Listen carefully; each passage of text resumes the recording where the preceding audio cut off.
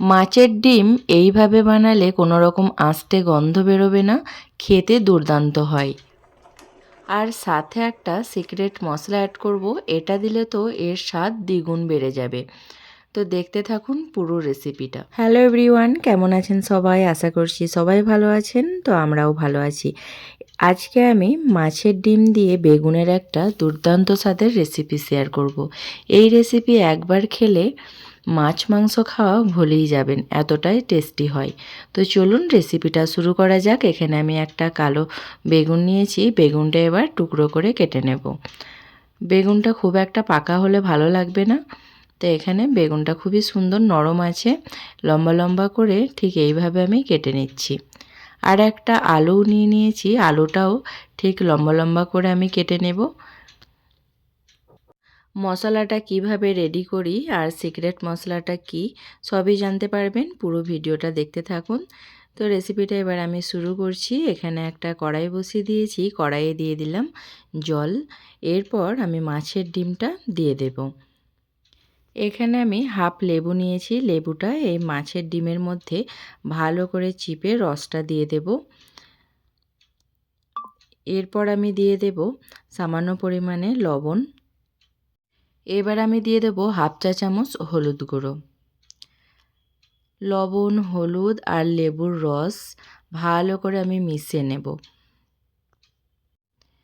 এরপর ঢাকা দিয়ে আমি 5 মিনিট হতে দেব। 5 মিনিট পর ফেরত এলাম। এবার এক পিঠটা হয়ে গেছে, এবার আমি উল্টে দেব আর এক পিঠটা ভালো করে হবে।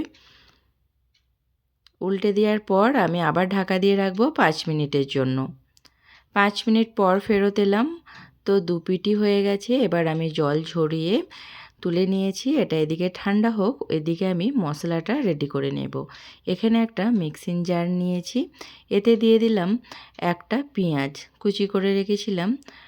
এবার আমি দুটো কাঁচা লঙ্কা দিয়ে দিলাম, এক টুকরো টমেটো, সামান্য পরিমাণে লবণ, ধনে গুঁড়ো হাফ চা চামচ, শুকনো লঙ্কার গুঁড়ো হাফ চা চামচ,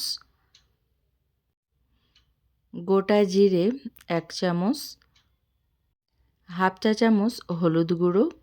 এবার সব মশলাগুলো আমি পিষে নেব। তো দেখুন ঠিক এরকম একটা মশলা রেডি করে আমি রেখে দিয়েছি। মশলাটা সাইডে রেখে দেব। এবার আমি কড়াই বসিয়ে দিয়েছি, কড়াইয়ে দিয়ে দিলাম সর্ষের তেল। সর্ষের তেলটা গরম হয়ে এলে এবার আমি দিয়ে দেব টুকরো করে রাখা বেগুনটা। বেগুন আলু আমি দুটোই একসাথে দিয়ে দিয়েছি। এরপর আমি দিয়ে দিলাম সামান্য পরিমাণে লবণ আর সামান্য পরিমাণে হলুদ গুঁড়ো। লবণ হলুদটা ভালো করে একটু মিশিয়ে নেব। আলু বেগুনটা ভালো করে আমি এখানে ভেজে নেব। তো দেখুন ভালোভাবে ভাজা হয়ে গেছে। এবার আমি আলু বেগুন সব একসাথে উঠিয়ে নেব। ভালো করে তেলটা ঝরিয়ে আমি তুলে নিয়েছি। আর একদিকে মাছের ডিমটাও ঠান্ডা হয়ে এসেছে, এবার আমি টুকরো করে কেটে নেব। তো আমি এরকম ডুমো ডুমো করে পিস করে কেটে নিয়েছি। মাছের ডিমটাও একটু ভালো করে ভেজে নেব। আর এই মাছের ডিমটা ভাজলে এর টেস্টটা দ্বিগুণ বেড়ে যায়। আর কাঁচা দিলে একটু ভেঙেও যেতে পারে আর ছড়িয়েও যেতে পারে তরকারিতে, তো হালকা ভেজে নিলে এটা খেতেও খুব ভালো লাগে। মাছের ডিমটা ভালোভাবে ভাজা হয়ে গেছে, এবার আমি একটা প্লেটে তুলে নিচ্ছি। ভালো করে তেল ঝরিয়ে আমি তুলে নিচ্ছি। আর একদিকে একটা কড়াই বসিয়ে দিয়েছি, কড়াই গরম হয়ে এলে আমি দিয়ে দিলাম সর্ষের তেল।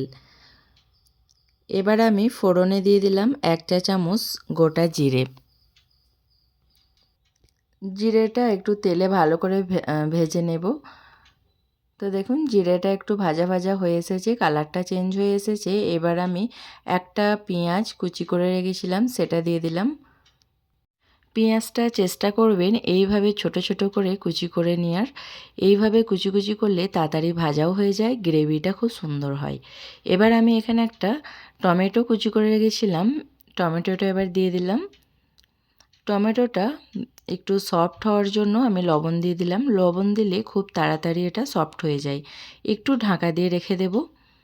ঢাকনা খুলে টমেটোটা একবার দেখে নিচ্ছি, একটু ভালো করে মিশিয়ে নিচ্ছি। খুব সুন্দর টমেটোটা গলে এসেছে। এরপর আমি যে মশলাটা করে রেখেছিলাম সেই মশলাটা এবার দিয়ে দেব। এইভাবে মশলাটা সবের সাথে পেস্ট করে নিলে এর টেস্ট খুব ভালো হয়। তো মশলাটা একটু ভালো করে ভেজে নেব, যেহেতু এতে কাঁচা পেঁয়াজও রয়েছে, তার জন্য একটু ভালো করে ভাজতে হবে। এরপর 1 চা চামচ মতো আদা রসুন বাটা দিয়ে দিলাম। আদা রসুন বাটাটা আমি যখন প্রথমেই মশলা করেছিলাম তখনও সেই টাইমে আপনারা একটু আদা রসুন ওতে দিয়ে দিতে পারেন। আমার কাছে আদা রসুন বাটা সবসময় রেডি থাকে, তার জন্য আমি আর দিলাম না। এখানে আমি আলাদা করেই দিলাম। আদা রসুনটা দেওয়ার পর একটু ভালো করে ভেজে নিতে হবে, এতে করে কাঁচা গন্ধটা চলে যায়। এখানে আমি ঢাকা দিয়ে কিছুক্ষণ রেখে দেব। ঢাকনা খুলে আবার ফিরে এসেছি, ভালো করে একটু মশলাটা ভেজে নিচ্ছি। খুব সুন্দর করে ভাজা ভাজা হয়ে গেছে। এবার আমি একটু জল অ্যাড করে দেব। যেহেতু কাঁচা পেঁয়াজটা ছিল তার জন্য একটু ভালো করে ভেজে নিলাম। এবার একটু জল দিয়ে ভালো করে কষিয়ে নেব। এই পর্যায়ে এসে সামান্য পরিমাণে একটু লবণ অ্যাড করে দিলাম। লবণটা একটু দেখে দিতে হবে। আমি মশলা করার সময়তেও একটু লবণ দিয়েছিলাম। এবার আমি ভেজে রাখা আলু বেগুন দিয়ে দিলাম। আলু বেগুনটার সাথে মশলাটা ভালো করে একটু মিশিয়ে নেব।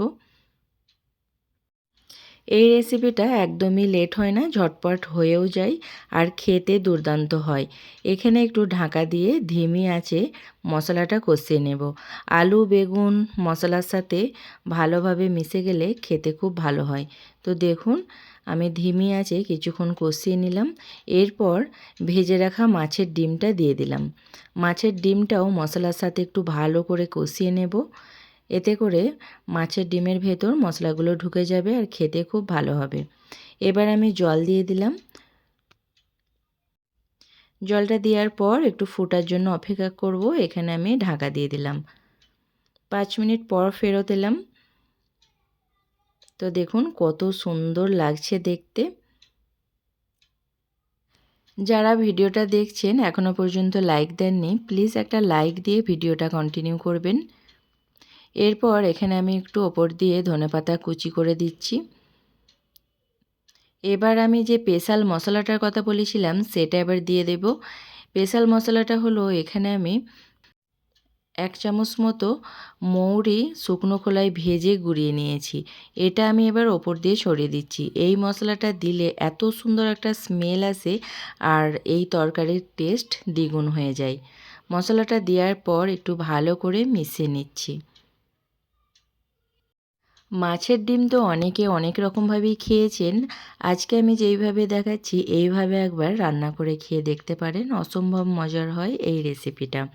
ঢাকা দিয়ে আমি 2-3 মিনিট মতো হতে দেব। কেননা বেগুন আলু অলরেডি সেদ্ধ হয়েই এসেছে, বেশিক্ষণ সময় লাগবে না। এবার আমি ঢাকনা খুলে একটু ভালো করে মিশিয়ে নেব। তো দেখতেই পাচ্ছেন কতটা লোভনীয় হয়েছে আর গ্রেভিটাও বেশ মাখো মাখো হয়ে এসেছে। বেগুনগুলোও খুব সফট হয়ে এসেছে আর এই বেগুনগুলোও ভাতে মেখে খেতে দুর্দান্ত লাগে। রেসিপিটা খুব ঝটপট হয়ে যায় আর ঘরে থাকা মশলা দিয়েই এত সুন্দর একটা রেসিপি আপনারা বানিয়ে নিতে পারেন। পুরোপুরি রেডি হয়ে গেছে, গ্যাসের ফ্লেম অফ করে দিয়েছি। 2 মিনিট রেস্টে রেখে এবার আমি সার্ভ করে নিচ্ছি। রেডি হয়ে গেছে গরম গরম ধোয়া ওঠা মাছের ডিম দিয়ে বেগুনের এই রেসিপিটা। অনেক মজার এই রেসিপি, আপনারাও বানিয়ে নিতে পারেন।